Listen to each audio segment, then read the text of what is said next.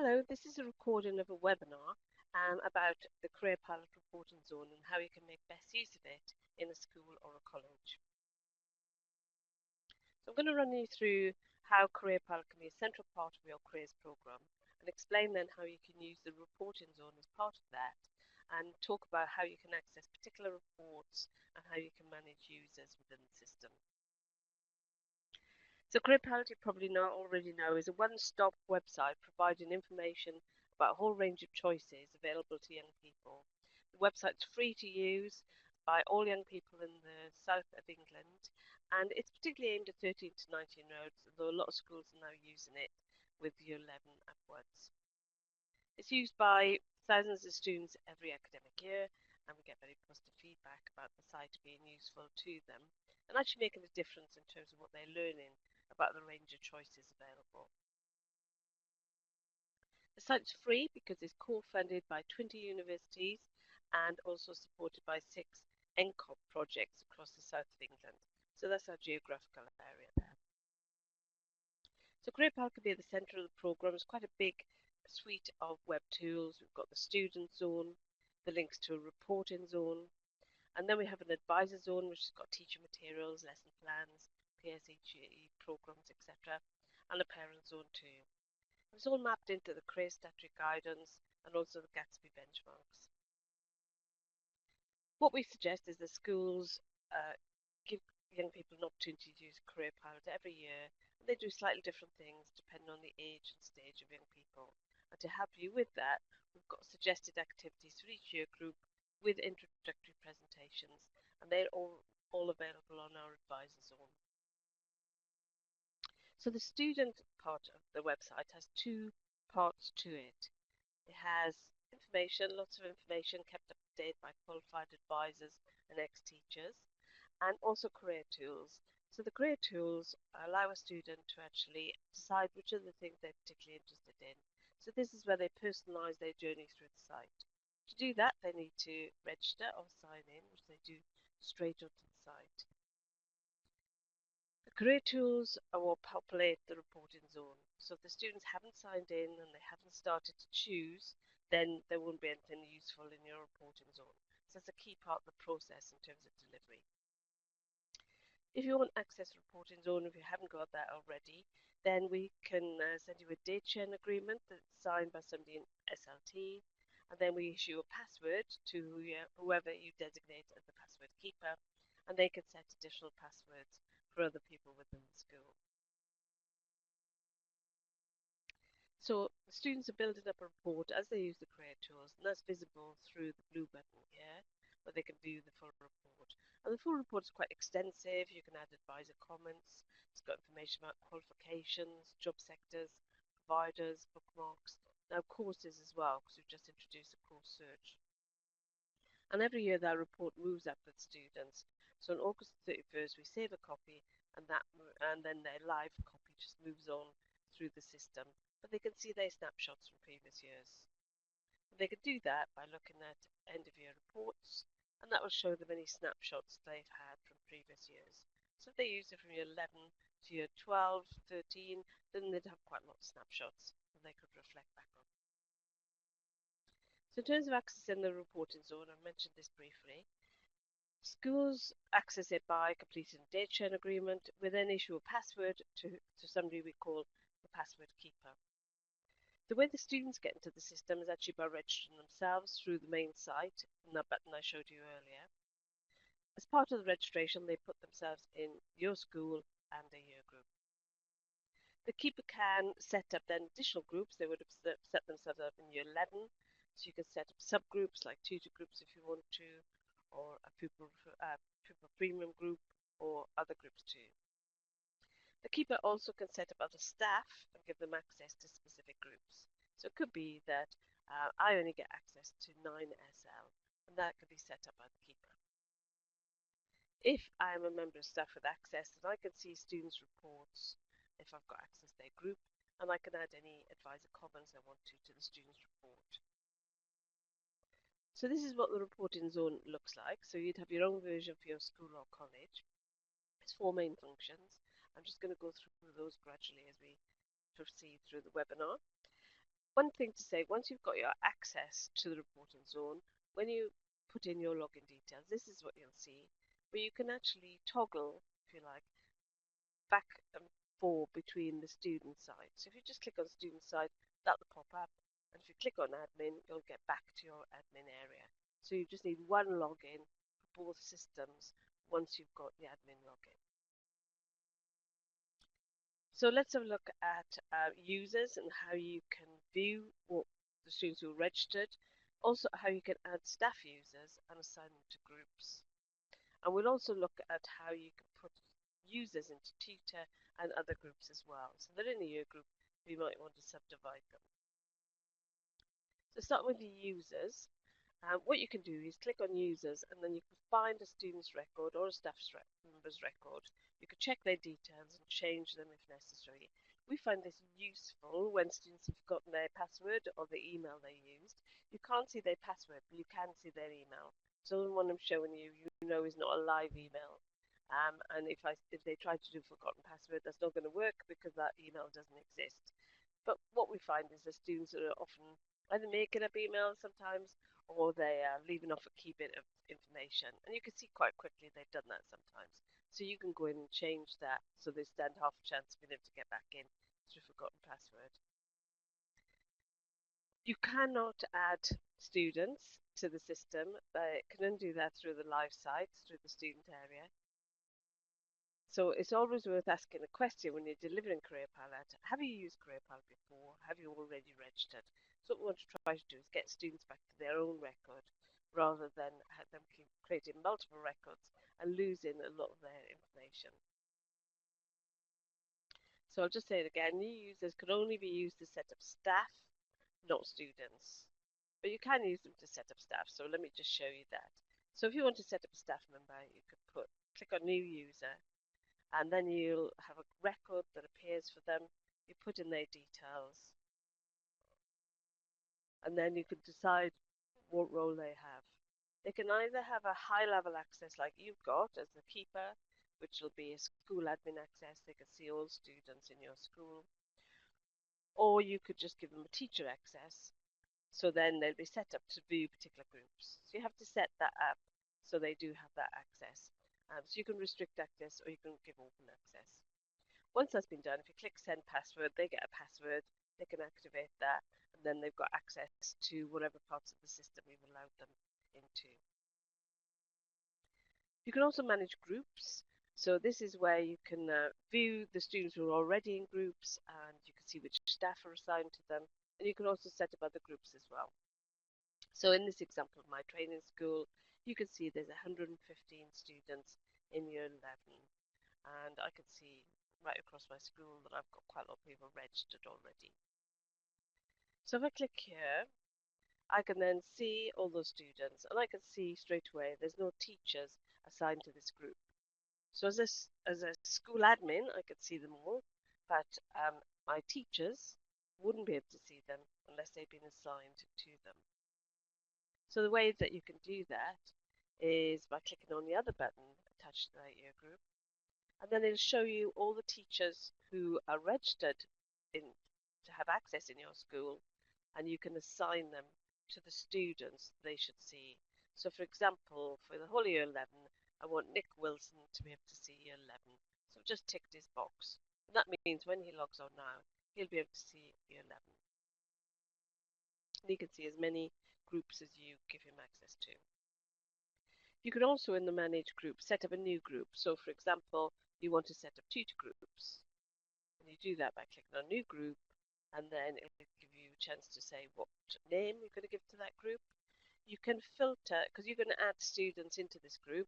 They might all be from year 11s. You can pick up all your 11 students who are in the system, and then click on the ones that you want to add to this group, this tutor group, for example. And it's a little admin job, but then once you've done it, it's kind of there. And everybody moves up annually through their groups, so through their year groups. So if they're in year 11 this year, they'll automatically move into year 12. But for subgroups, you'll have to change the title. So SL11 might become SL12, for example. There's a lot of information I'm giving to you here, and to help you with that, this recording will be in the advisor zone under user guides for staff. The advisor zone is accessed from the homepage of the main site, and there are various other user guides there too. So just a few other things on the reporting zone. I'm just going to talk now about reports by group. This is student group, and then reports by individual users. So just to explain how information gets into the reporting zone, so you can see what you need to do with students if you want to get anything meaningful at the back end. So I'm just going to show you jobs, which is a very popular part of the site. So here the students would have explored jobs by sector, for example, or they might start with a subject, or they might do a quiz.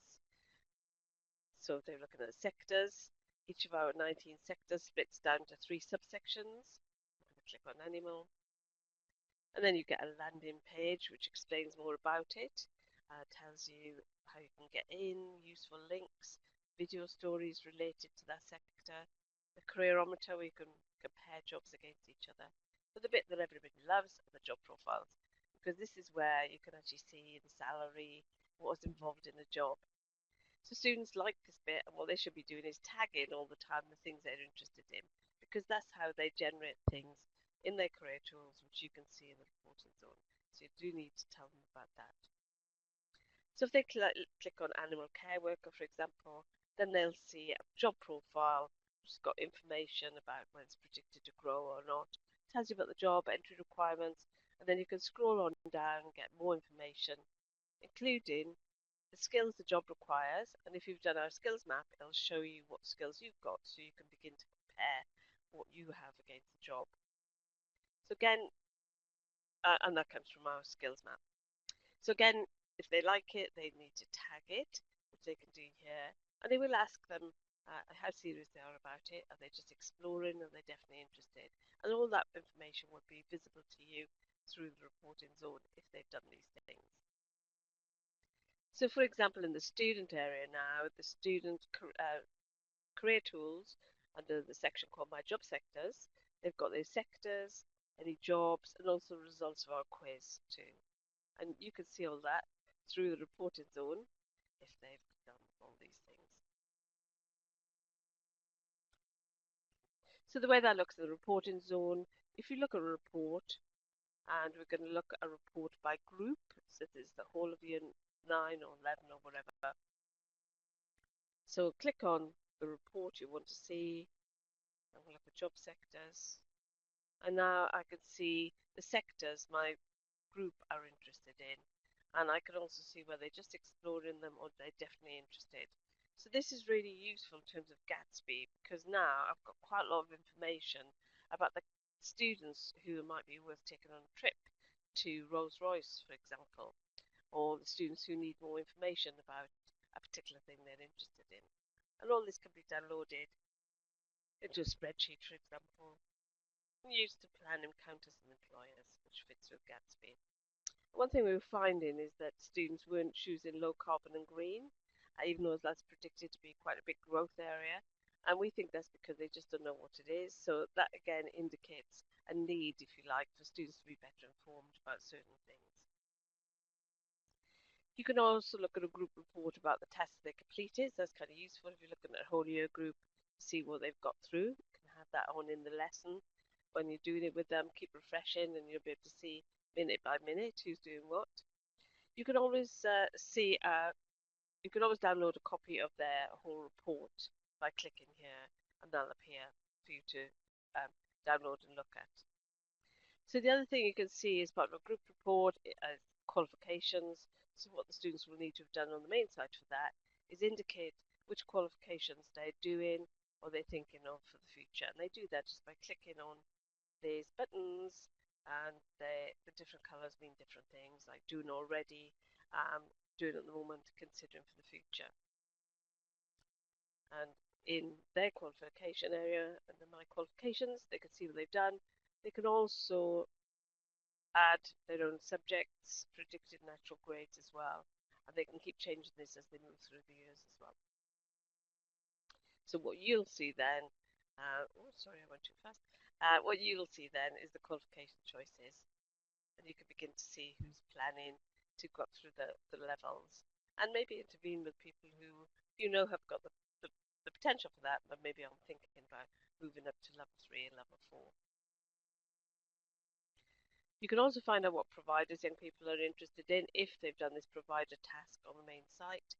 If they go into list view, this is the map view. If they go into list view, then they can actually choose providers here. They can say the ones they're doing, the ones they're considering, and if they've applied. And that information will be shown to them in My Qualifications, but you can also see that through the group reports, find out what providers they're interested in. So just a summary of the career tools. So there's some things you can only see by looking at an individual report, specifically the skills maps. And as I mentioned before, students do need to be signed in or registered to be adding things to their career tools. But all the other things you can see through a report by group. So you can see those by the whole of year 11 or whatever. But if you want to see individual skills maps, you have to go to a report by individual. Next steps I haven't mentioned yet. This is a quiz type format we use to try to find out what the likely progression is of young people. So how likely is it they'll go to level 3 or onto level 4 higher education, and what might stop them thinking about that. So it's just got questions that help us to find out a bit more about the students and where they're at, and that is useful too when you want to target particular support at individual students. So if they've got a financial barrier, then that would actually indicate who's saying that and the sort of things you might do as an intervention. So in the group reports, you can actually see their next steps results. It looks a bit messy because there's lots of options, but you can actually pick out a particular question, like what will put you off going to higher education, and you just get a feel for your group and the things that might stop them, and you could intervene in some way with that. We can also look at things like looking at particular questions, looking at what are the driving barriers, if you like, for students across multiple year groups. So we just took off this report for a particular project, and everybody says they're not going to get the grades, but you do actually pick up other things too. I don't think I can afford it being quite a key thing, or I'm worried it won't fit in. I don't need a HE qualification for my chosen job, which might be true, but might be something you want to check out. So in terms of providing personal guidance, all this information can be very useful because it gives you a picture of the student. It gives you things to talk about, things to discuss, and things to kind of iron out and check. So I'm going to go on now to talk about reports by user. I've shown you the group reports, but you can also see all the information attached to an individual. So really useful, again, if you're offering personal guidance or you're a tutor and you're about to meet a student, lots of information here about the things they're interested in. So you can pick up an individual just by typing in their name, or you could put in their year group and pick them up there, or you could search for them. Put in their name and then search for them. So then you find your student and you can choose the report you want to look at. We're just changing the names of our reports quite soon, but the advisor comments is where you see everything and you can add to that report, put your own comments in. As I mentioned earlier, we do have snapshots of anything they've done in previous years, and you can view them here. But the ones you particularly will be interested in are the skills map potentially. So I'm just going to run you through that. So the skills map is a way of actually helping students to recognise they've already got a lot of skills because they've been doing things in life, learning, work. So we ask them things about what they've done.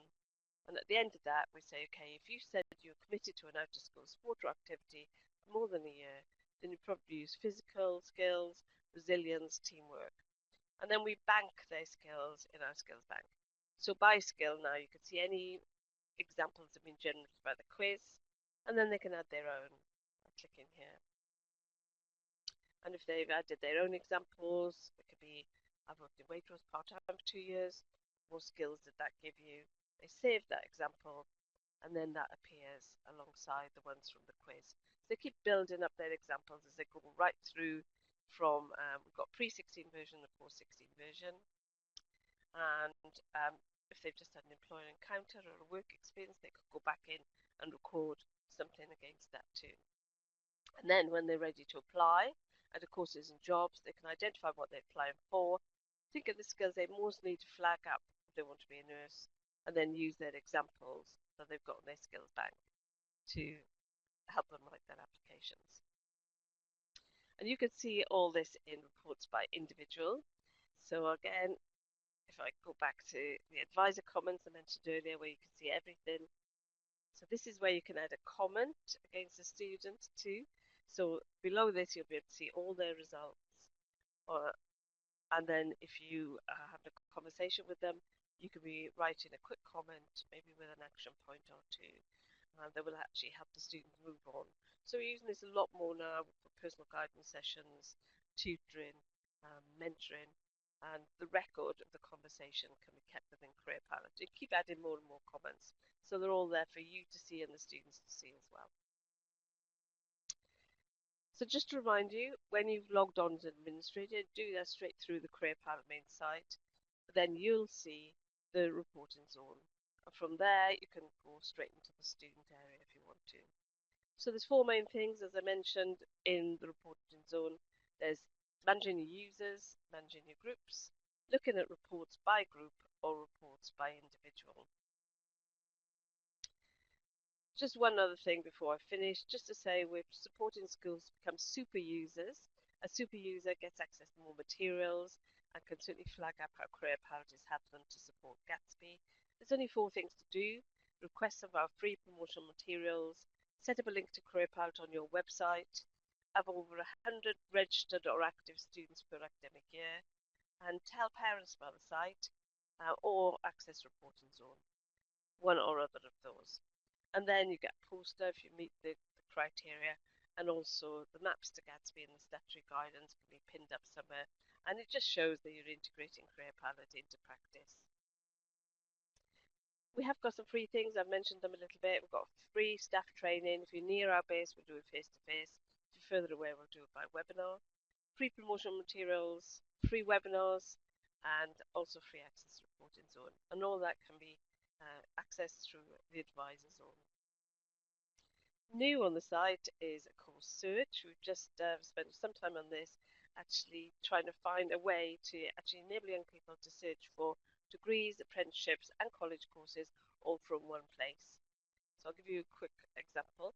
And this was co-funded by 6 NCOP projects across our patch.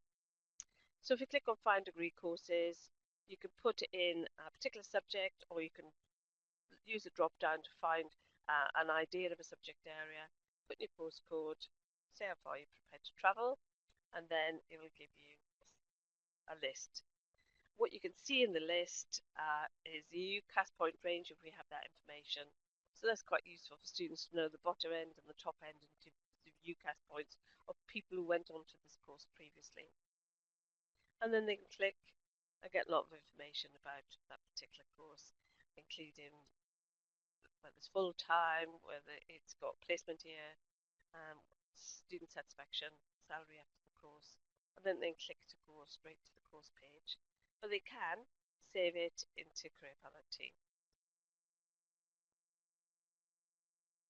So don't forget to mention Careerpilot when you're putting your campus evaluation assessment tool together. So our Gatsby map will help you do that. You can take actual sentences from what we're saying that Careerpilot can help you with and put them straight into your compass and tracker tools. Just a summary of things to remember, things to do. We have got the set activities with different year groups, which you can access from the homepage if you're a student, or from the advisor zone with presentations. From the advisor zone with presentations. Don't forget to get students registered, or to get them back in if they've registered before. So don't get them to register again. Try and get them to sign in. Make sure they're in the right school and the right year group. Sometimes they're not. And they must include a home postcode, and obviously try and get them to remember their password. Don't forget to apply for the free stuff we've got in the advisor zone. And we do have a helpline that's available from 9 till 3 every day in term time to help you with processing date sharing agreements or any other queries, which you can access via this email address. So thank you.